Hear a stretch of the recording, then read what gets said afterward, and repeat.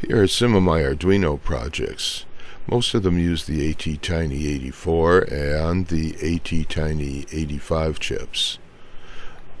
Often I'll get many circuit boards made that are the same, but by selecting different components and of course different software, I use them in several different projects. To facilitate putting bootloaders in all my chips, I made this jig here with a Nano with the Arduino as ISP software in, and some zero insertion 4 sockets that make it very convenient to put in the bootloaders. And here's my fine selection of the Atmel chips I use. And once I put the bootloader in, I've got a system of colored dots, so I know exactly which kind of bootloader was put in, clock rates, internal, external, oscillators and such. And here's my little card with a cheat sheet. Shows me what each of the colored dots means.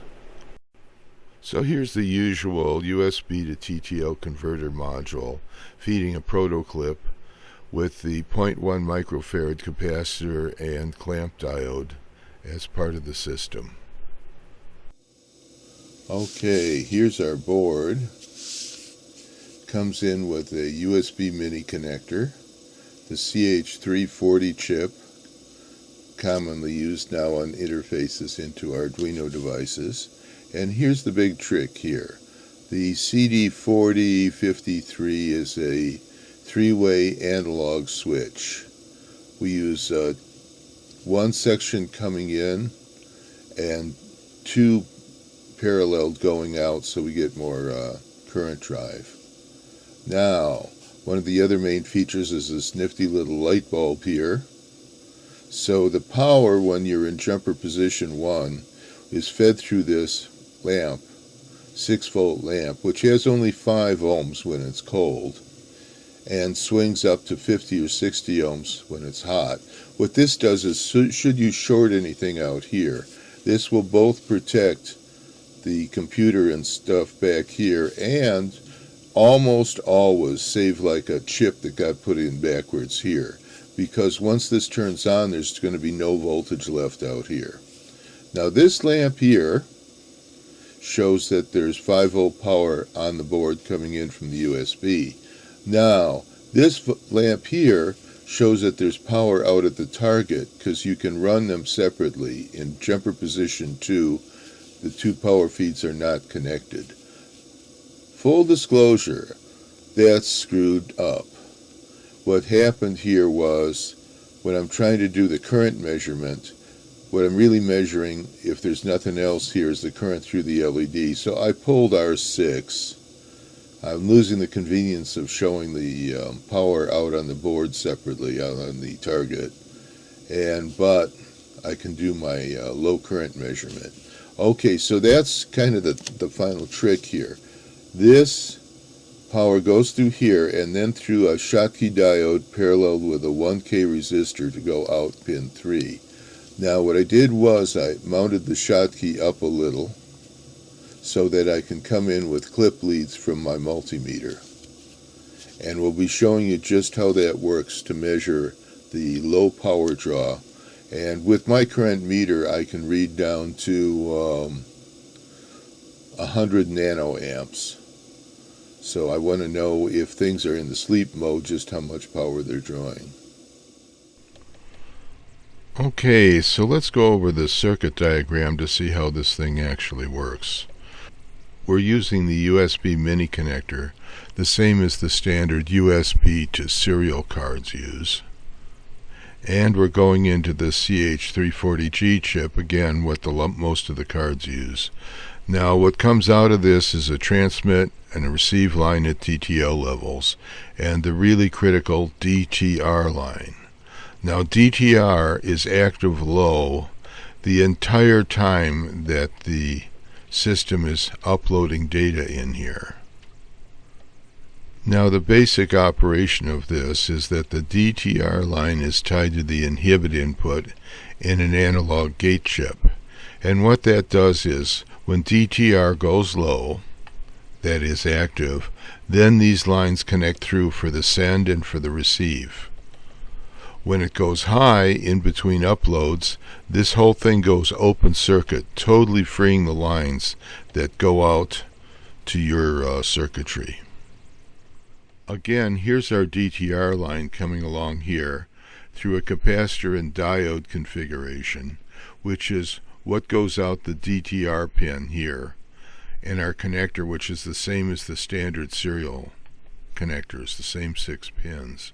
Only in this case we've already taken care of the fact that we only want a very short pulse here to act as a reset line. Meantime, the RX and TX lines have come through the analog gate chip and will only be active while the upload is being done.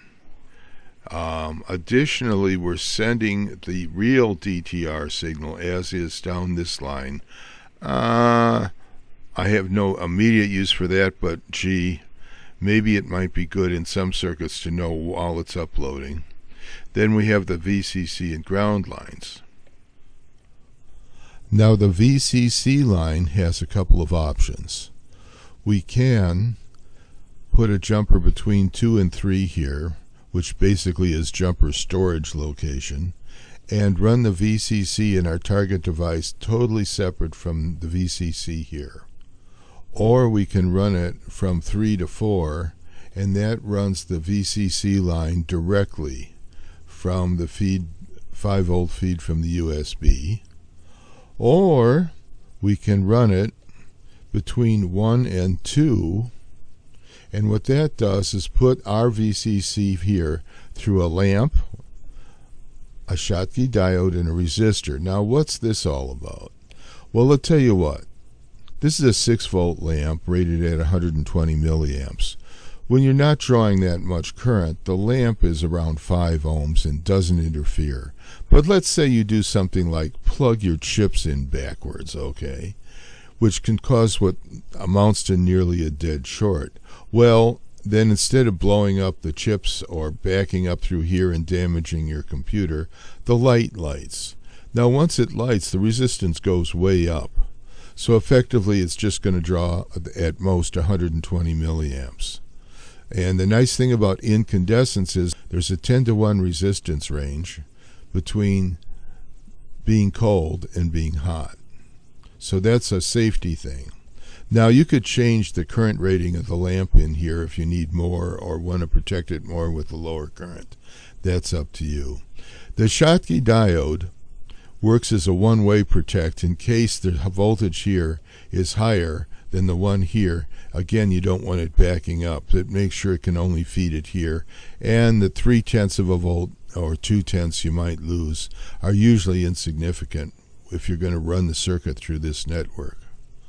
What's the resistor about? Well, if you're doing a circuit that's got a low power sleep mode and you want to know how much current it's drawing while in the sleep mode to see if you got it working correctly, then when it's drawing full power it'll go through the diode here, but when it's not, then under about 200 microamps the current has to go through this resistor, which we put a 1K resistor here. Well, a 1K resistor converts microamps to millivolts. Do the math, okay?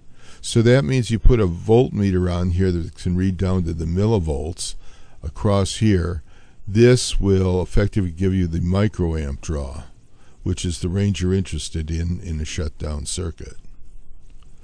Also, we got a few convenience things in here. We got LEDs, one that shows the power that's actually out at the target, whether that's on. Another one shows the power in here coming in from the USB, plus the send, receive, and DTR lines here, just to watch what's going on. Alright, let's start hooking things up here. First thing is maybe let's hook up our multimeter here to our little diode, which is the convenient place to measure current into the target here. Okay, there we go. Now we'll take our proto clip, pin 1, onto our chip, the tiny 85. That looks good. Okay. Got the volt. Okay, now we'll power up the board with the USB. Hello. Only goes in one way, you know?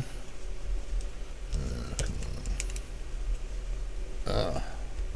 Okay. There we are. Okay, we got the software running in the chip already. Well, let's reload it just for a little demo purposes here. We're going to take and start up the compiler and watch the little download go, little lights flash. Okay, so it basically flashes an LED 10 times and goes into sleep mode. So if we turn on our meter on the milliamp scale, all right, what we see is reading 0. Well, that's good for now. So let's trigger it. Okay, we get 6 or 7, depending on the LED draw here. And we go back to sleep. Now, that's pretty simple. Since we're on the milliamp scale and we're across the Schottky diode, the impedance of the meter is like near 0. So it completely bypasses the Schottky, all the currents going through the meter. However, we can only read down to 1/100th of a milliamp. Okay, we can only read down to 1/100th of a milliamp. Now, but if we switch over to the voltage, now we're reading, the current is too low to activate the Schottky. Instead, it's going through this little 1K resistor, developing voltage, but since it's 1K, it changes microamps to millivolts. And we're reading 0.2 to 0.3 millivolts, translates to 0.2 to 0.3 microamps. Now, if we start it up again, it'll still run, because now the current will shunt through the Schottky again. And the voltage we'll be reading is the millivolts across the Schottky diode, about 280 millivolts. And then we settle back down. Now, the nice thing about this circuit with the Schottky and the resistor is you don't have to rehook up anything to go from full power mode to sleep mode. And with this meter hookup here, you can either get a nice reading on the sleep mode or a reading on the active current mode. Okay, one of our other features here is the ability to protect a circuit when we did something wrong. So let's put this over to the milliamp reading here, and let's see what happens if, for instance, we hook up the clip backwards. So let's just turn this around, hook it up the wrong way.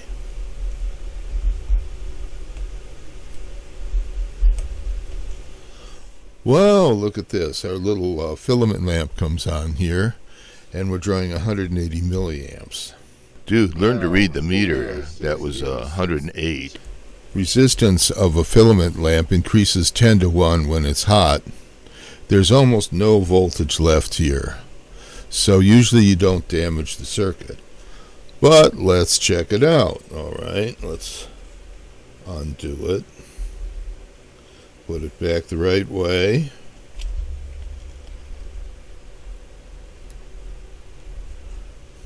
And looky here. We're still working. So if you find this all very interesting and handy, we've provided the Gerber files along with schematic and some other notes at our GitHub site. Y'all have a nice day now.